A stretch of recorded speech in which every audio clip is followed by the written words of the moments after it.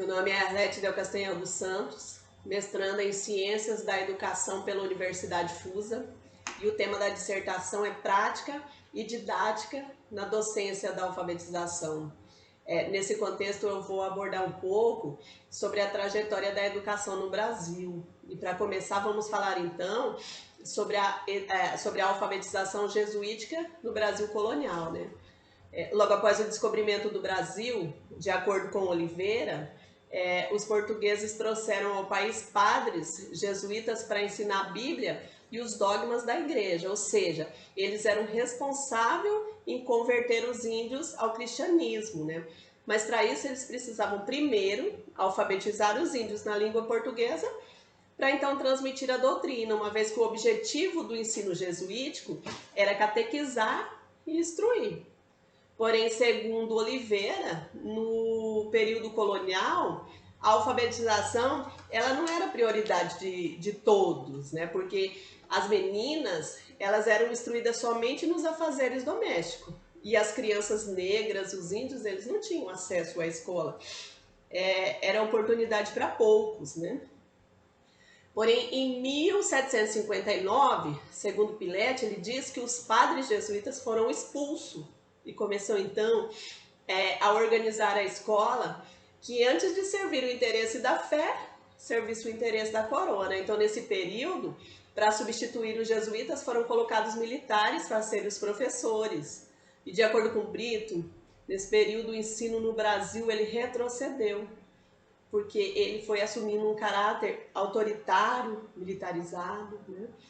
E o que fez eu fazer esse recorte dessa época, né, que segundo Oliveira diz que a alfabetização ela era realizada por meio de uma metodologia arcaica, né, pautada no decorar o alfabeto, ensinar a aprendizagem para as pessoas, passou a ser forçada por castigos físicos cruéis, né, isso herdado por 3 séculos de escravidão africana, né.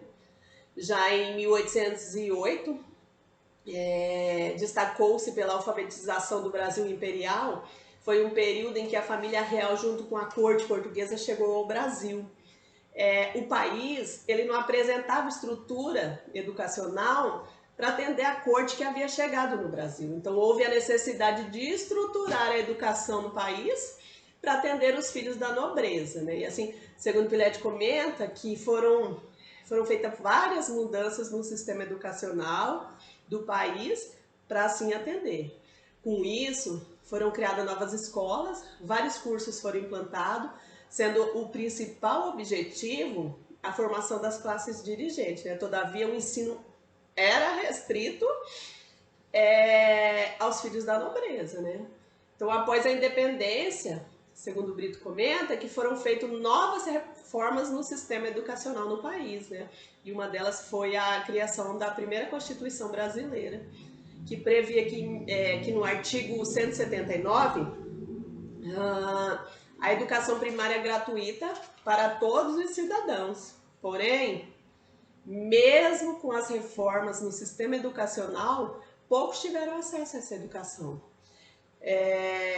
O acesso à alfabetização ficou restrito aos padres, freiras e os que tinham condições financeiras de bancar o estudo para os seus filhos, né, no ensino particular. Ou seja, só tinha acesso à educação se tivesse dinheiro para pagar os estudos ou interesse em seguir uma vida religiosa, que daí os custos eram pagos pela igreja, né?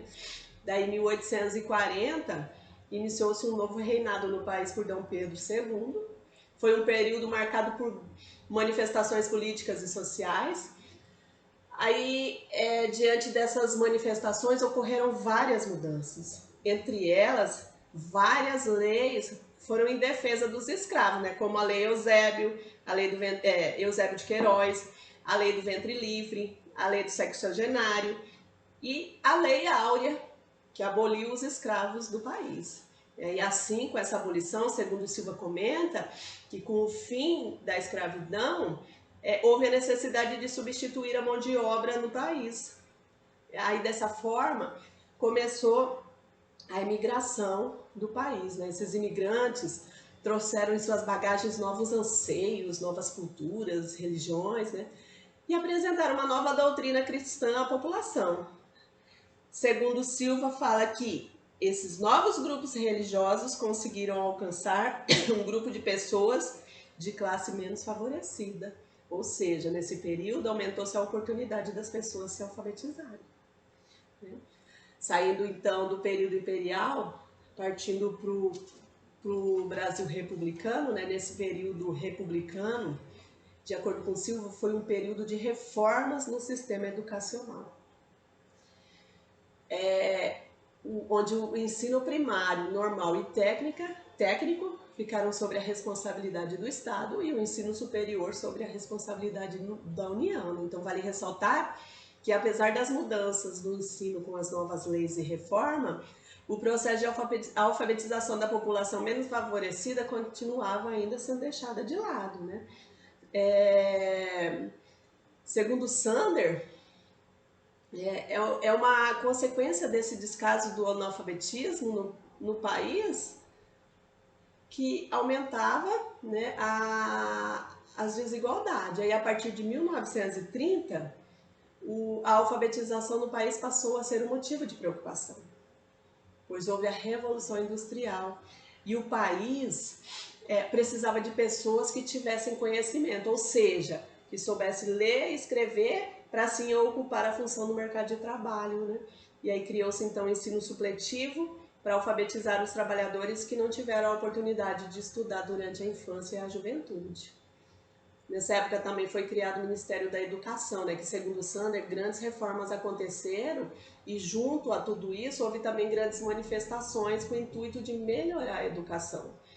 Um dos pontos que vale ressaltar é que a partir de então surgem princípios para uma nova política de educação. Então, segundo Girardelli diz, o manifesto é contra a escola tradicional, que coloca a educação como um privilégio fornecido pela condição econômica e social do indivíduo e defende uma educação para todos. Aí isso fez com que o país pensasse em ações educacionais para melhorar o ensino no país. Porém, houve o golpe militar e essas diretrizes não foram consolidadas, porque começa, então, uma alfabetização no regime militar, que restringiu as liberdades individuais e políticas, censurou a opinião pública, a imprensa e a arte foram censuradas, criminalizou, torturou opositores. Nesse período, o governo militar reprimiu professores por achar que eles seriam capazes de influenciar a sociedade a ir contra a opinião do governo. E assim muitos educadores passaram a ser perseguidos, né? Então, segundo Assis, houve grande revolta na educação. Muitos educadores foram colocados de escanteio, calados para sempre. Outros preferiram se calar e se recolheram na vida privada. Uns se demitiram, outros trocaram de função, né? E começou então a aumentar o analfabetismo no país.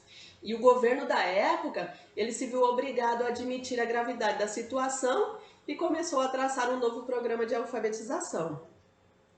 Porém, até que atendesse às normas do governo militar, né? Todas essas mudanças, né, precisavam estar de acordo com as normas do governo, né?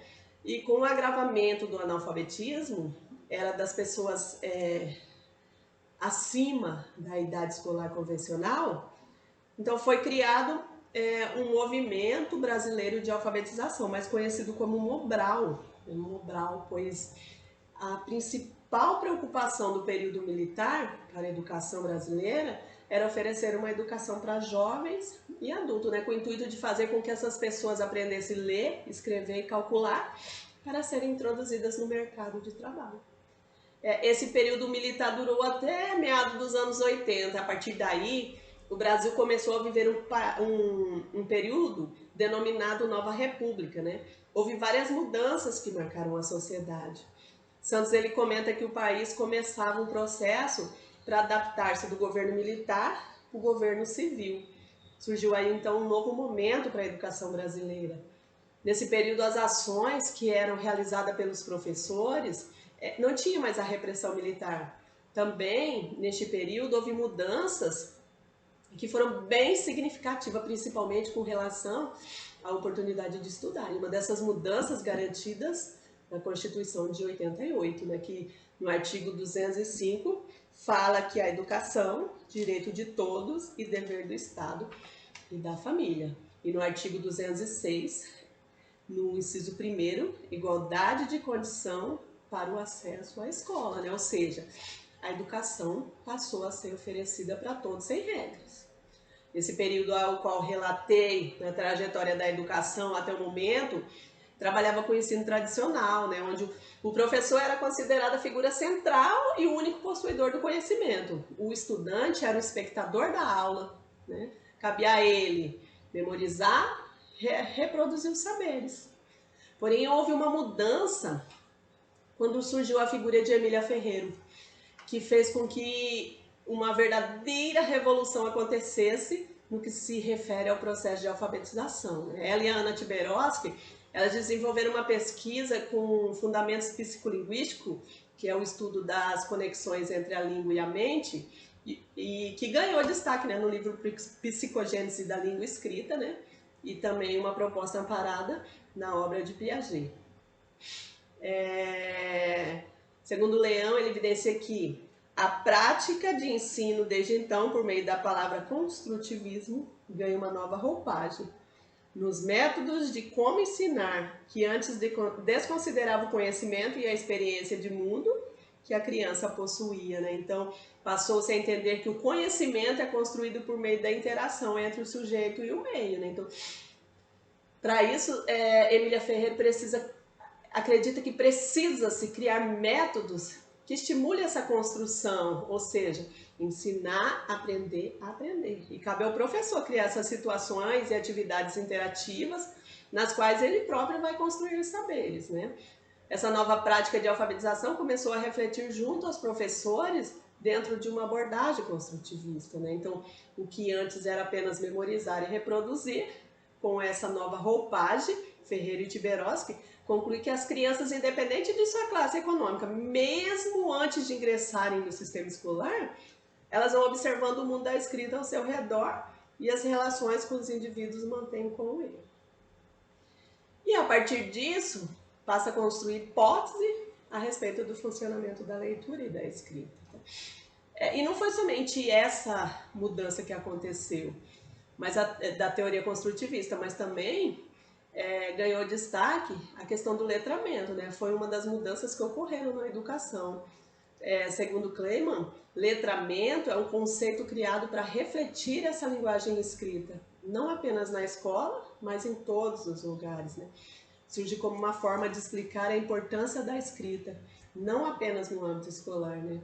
Que, de acordo com Kleiman, letramento surge sempre enraizado no conceito de alfabetização. Magda Soares diz que é nas primeiras séries que ocorre a memorização do alfabeto, o reconhecimento das letras. Agora, a ligação entre as sílabas, a formação de palavras, são competências desenvolvidas pela criança durante sua vida na alfabetização, né? Foi mesmo a gente usando aquela expressão que a criança tem contato com o mundo letrado desde seu nascimento. Esse processo de alfabetização se inicia formalmente na escola durante as séries iniciais. Então, Magda Soares comenta assim, que esclarece para a gente: a alfabetização é a ação de ler e escrever. O letramento vai além disso. Não é apenas saber ler e escrever, mas saber usar socialmente a leitura e a escrita. Ou seja, aquele que lê e entende, né? Concluímos então